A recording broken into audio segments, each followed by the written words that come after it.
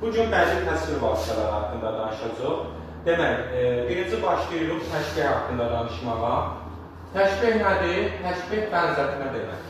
Təşbih özü iki yerə bölünür. Biri mükəmməl təşbih, bir də var müfəssəl təşbih.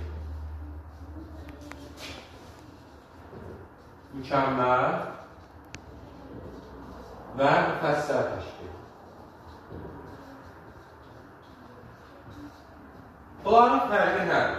Ümumiyyətlə bənzətmə əlaməti deyəndə 4 əlamət nəzərdə tutulur. 1. Bənzəyən. 2. Bənzədilən.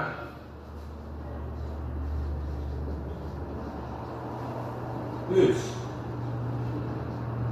Bənzətmə əlaməti. 4. Bənzətmə qoşması.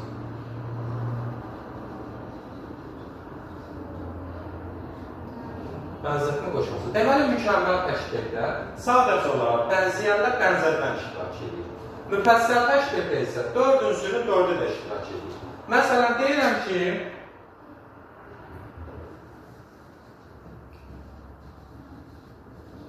Hüseyin şirdir. Burada Hüseyin və şir var. Yəni, biri bənzəyəndir, biri bənzətmədir. Burada bənzətmə əlaməti ilə bənzətmə qoşması yoxdur. Deməli, bu nə olacaq? Bu olacaq mükəmməl təşbihdir. Bunu belə yadınızda saxlayın ki, mükəmməl təşbih artıq mükəmməl vəziyyətdədir. Onun əlamətlə qoşmaya ehtiyacı yoxdur. Onlar olmadan da artıq mükəmməl vəziyyətdədir. İndi müfəssəl təşbihə misal çəkirik. Bunu keçirək müfəssəl təşbihə. Deyirəm ki, Hüseyin şir kimi güclüdür.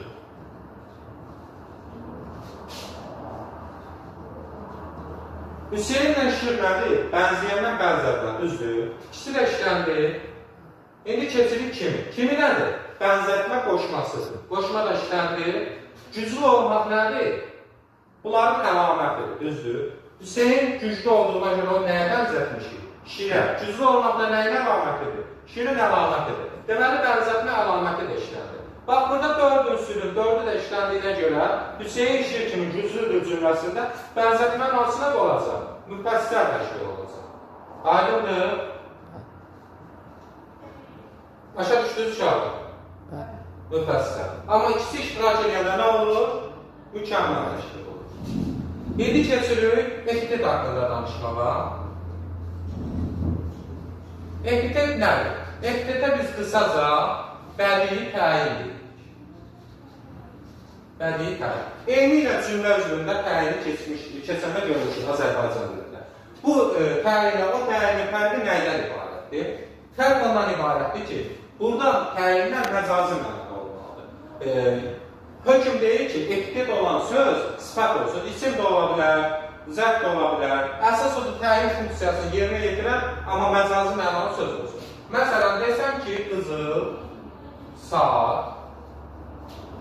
Burada qızıl sözü təyindir.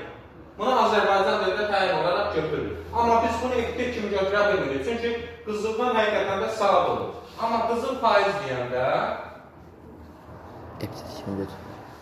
məcazi məna olur. Yəni, faizda qızıl məhddə yarpaqlar tökülür yerə. Biz ona görə nə deyirik? Qızıl faiz deyirik. Deməli, burada qızıl faiz sözündə qızıl nə olacaq? Epitet olacaq. Aydındır?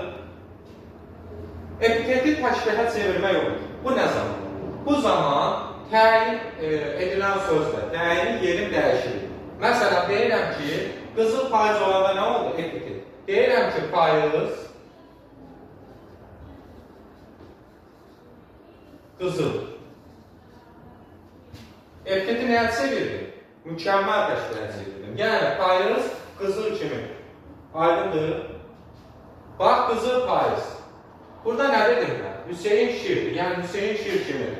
Mükəmməl təşbih. İndi bura baxırıq, faiz qızıldır. Yəni, faiz qızıl kimidir. Niyə? Çünki onun da sağ rəngdə yarpaqları tökülür və qızıla bənzəyir. Burada nə var? Bənzəyənlər bənzədilən var. Deməli, epiteti nəyə çevirdik biz? Epitetdən mükəmməl təşbihə çevirmiş olur. Aydın oldu? Oldukça kısa Qızıl saat quralı. Qızıl saat olanda ümumiyyətlə etikət olmur axı. Qızılı. Qızılı saat. Bax. Qızılı saat olur. Çünki qızılı rəng verir. Rəng bildirdiyinə görə o həqiqi mənada. Çünki qızılı rəngdə saat olur. Qızılı avtomatik rəng bildirdiyinə həqiqi mənada olur. Həqiqi mənada olanda da etikət ola bilməz. Çünki biz bədii təsvir ifadə vasitələri necə tanıyırıq? Məcaz kimi. Yəni məcazi mənada olmadı. Həqiqi mənada olanda etikət ola bilməz. Aydındır. Bu da belə. Sonra keçdik mübaliğə haqqında danışaq. Bu həm bədii təsvir, həm də ifadə vasitələri haqqında məlumat verəcəm. Yarısı haqqında bu dərsdə, yarısı haqqında növbəti dərsimizə izah verəcəm. Növbəti dərsimizi izləyərsiniz, qaydamızın ardı gələcək. Mübaliğə nədir? Böyütmə, şişirtmə. Burada əşya və hadisə daha şişirdilmiş, daha qabardılmış şəkildə çatdırılır, düzdür? Məsələn, adi bir ədəbiyyat nümunəsinə misal çəkək. Deyirəm ki, çıxdı içindən tütün, boyadı, sərdi, bütün. Bu İmadəttin Nəsrinin qəzəlindəndir. Deyir, çıxdı içindən tütün, boyadı, sərdi, bütün. Gör ki, nə ateşləyəm, gör nə qədər yanaram. Yanaram qəzəlindən nümunədir. İnsanın içindən çıxan tütün, yəni isti, həsrət istisindən danışır da, bu hicran istisindən. Bütün sərdi boyadı, yəni bütün asimana çatdı, yerə göyə çatdı. Belə bir şey mümkün ola bilər, xeyr, mümkün ola bilməz. Sadəcə olaraq o hicran yanlısın daha qabarıq şəkildə çatdırmaq istəyir bizə və çatdırmaq üçün də mübaliğədən istifadə edir. Aydındır.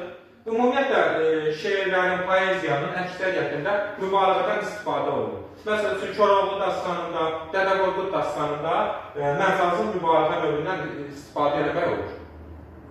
Başqa misalda çəkmək olar. Kim misal çəkə bilər mübaliğəyə uyğun? Çəkə bilmədiniz. Niyə? Bax. O dağ boydadır. Dağ boyda. Məsələn, dağ boyda dərdim. Bəli, ola bilir. Sonra mübaliğənin əksi ədəbiyyatımızda nədir? Ritodur, bəli. Rito da kiçiltmədir.